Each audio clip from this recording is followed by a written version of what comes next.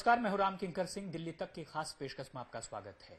चुनाव से ठीक पहले इंडस्ट्रियल एसोसिएशंस आगे आए हैं और उन्होंने साफ तौर पर एक प्रेजेंटेशन बनाया है जो भी जीतकर 250 अवार्ड में आएंगे उन्हें देने के लिए। ऐसे में इंडस्ट्री आजकल किस तरह की परेशानियों से जूझ रही है और क्या क्या मांग की गई है, इन सब पर बातचीत करने के लिए मेरे साथ मौजूद हैं अरुण पोपली जी, जो कि ओखला चैम्बर ऑफ इंडस्ट्री के प्रेसिडेंट हैं, चेयरमैन हैं।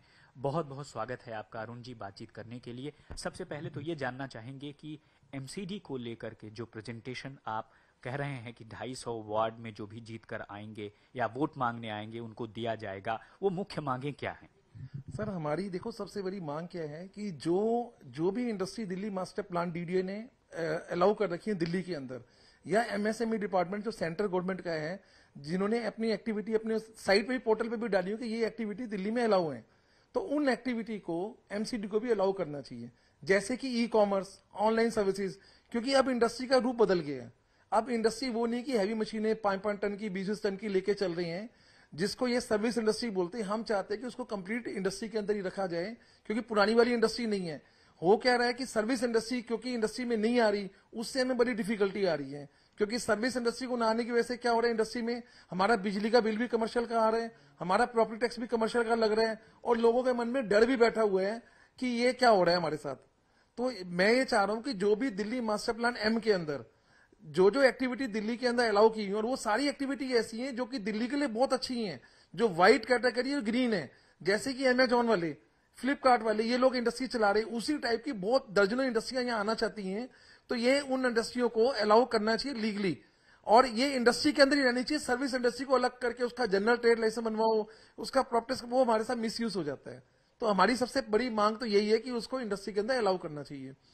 दूसरा मेरा कहना यह है कि दिल्ली के अंदर जितनी भी इंडस्ट्री हैं, हर साल दिवाली के बाद क्या होता है कि हमारे मन में एक डर या खौफ या भय बना रहता है कि कभी भी एयर क्वालिटी इंडेक्स बढ़ गया तो उसकी गाज हम ही लोगों पे गिरेगी। हालांकि हमारे पिछले 3-4 सालों में दर्जनों बार सर्वे हो गए हैं। कभी सर्वे एनजीटी की टीमों ने, कभी सीपीसीबी की टीमों ने, कभी आईआईटी से प्रोफेसरों ने, कभी दिल्ली पोल्यूशन कंट्रोल बोर्ड ने, सबने किए हैं। और मैं आपको बड़ी बताते हुए खुशी हो रही कि दिल्ली की जितनी भी इंडस्ट्री कंफर्मिंग एरिया की है, जो कि नॉन कंफर्मिंग एरिया में नहीं है, कंफर्मिंग एरिया की सारी इंडस्ट्री अपने आप को डीजल से हटा के पीएनजी में कन्वर्ट कर चुकी है। अब हमारे डीजी सेट के अलावा जितने भी हमारी मशीनें थी, चाहे वो थर्मोकोल की हो, चाहे वो बॉयलर हो या कोई और तरीके की हो, उसके अंदर किसी भी तरीके का फ्यूल या कोई भी चीज यूज नहीं हो रही। जब हम पीएनजी यूज कर रहे हैं तो हमारे मन से ये खौफ निकलना चाहिए कि कोई भी आएगा और हमें डराएगा और हम खौफ के साए में ना जिए। क्योंकि आज एक पेपर में आर्टिकल आ गया कि ये 4 दिन के लिए इंडस्ट्री बंद, तो एक्चुअली 4 दिन इंडस्ट्री बंद नहीं होती, इंडस्ट्री तो 15 दिन के लिए बंद हो जाती है।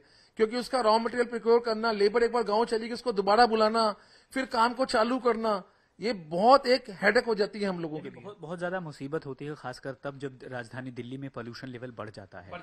आपने अभी थोड़ी देर पहले ये भी कहा बातचीत के दौरान कि पार्किंग एक बहुत बड़ी दिक्कत है यहाँ पर ओखला फेज 2 इंडस्ट्रियल एरिया में। क्या पार्किंग मनमाना वसूला जाता है या पार्किंग है ही नहीं? सर, हमारा कहने का मतलब कि जब डीडीए ने ओखला की प्लॉट्स की कटिंग करी, तो जो प्लॉट बनाए तो उन्होंने पार्किंग के लिए 3 प्लॉट अलग से बनाए कि जहां पर पार्किंग लॉट बनेगा और जहां पर गाड़ियां पार्क होंगी। अब उसका मिस इंटरप्रेशन क्या हो गया कि यहां पर हमारी फैक्ट्री के आगे ही पार्किंग लगा दी गई है, जो कि इलॉजिकल है। मेरे ख्याल से इसका कोई लॉजिक नहीं कि मेरी लेबर जो सुबह 9 बजे आती है और शाम को 6 बजे आती है, मान लो 15 बंदों की मेरी लेबर है, वो बेचारा 12, 14, 15, 16, 17 हजार महीना कट कटा के उसके हाथ में आता है। वो आके यहाँ अगर अपना 2 व्हीलर या बाइक पार्क करता है, उससे 1000-1500 महीना देना, ये बड़ा नाजायज है। अपनी बिल्डिंग के बाहर लगाना, अगर कोई गवर्नमेंट अलग से उसकी फैसिलिटी डेवलप करती है तो वो तो समझ आता है। आज के हमारे यहाँ कोई छोटा सा रॉ मटेरियल भी आना हो, मान लो कि 50 किलो की चीज भी आनी हो, तो पीछे से जो कंपनी माल बेचती है वो ट्रक में या चैंपियन ऐसी गाड़ियों में बेचती है, उसकी पार्किंग यहाँ पर 300 रुपए लग जाती है। तो हमारे लिए क्या है, महीने में रोज की अगर 10 चीजें भी आ गई तो 3000 पड़ गया, तो हमारे लिए तो बिजनेस करना ही इलॉजिकल होता जा रहा है। अगर गवर्नमेंट को इतना ही प्रेशर रखना है, जैसे प्रॉपर्टी टैक्स भी रेंटेड पे डबल कर दिया, आगे पार्किंग लगा दी, पोल्यूशन के चक्कर में हमारे को डर का है, तो अगर आपको इतना ही वो है तो बेटर है कि आप इंडस्ट्री को एक ही बार बोलो कि बंद कर दो। रोज हम डर के साए में जो जी रहे हैं, रेंटेड प्रॉपर्टी टैक्स डबल, कोई लॉजिक नहीं है उसका। हम लोगों को समझ नहीं आता इंडस्ट्रियल एरिया के अंदर क्यों किया गया है, जबकि हमारे प्रधानमंत्री जी का विजन था कि make in India, MSME industry को प्रमोट करना, शाइन इंडिया वगैरह का।